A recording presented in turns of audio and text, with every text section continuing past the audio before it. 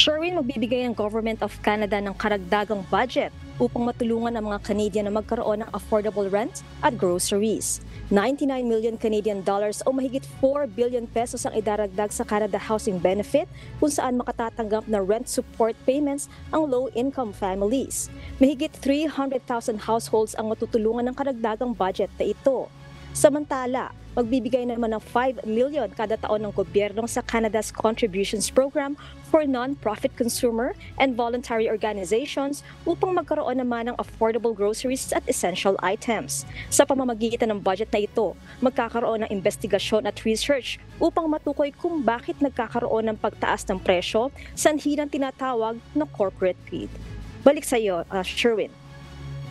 Kamusta naman Jenny yung ating mga kababayan dyan? Ano yung karaniwang paraan ng ating mga kababayan para makatipid sa rent at grocery sa Jenny? Sherwin, sa mga ilang kababayan natin na nakausap ko rito yung ilan para makatipid sa renta, nagsasublease sila o yung nakikishare sila ng space sa ibang tao. Halimbawa sa 2-bedroom apartment, minsan 2 pamilya yung nakatira para hati sila sa bayad sa renta. Doon naman sa groceries, yung ilang kababayan natin, sale items na lang ang binibili at nag-aabang ng coupons o flyers. At sa mga mobile apps na meron din coupons, ayun yung mga inaabangan nila dito ngayon. Sherwin. Ayun, maraming salamat Jenny Rico mula sa Toronto, Canada.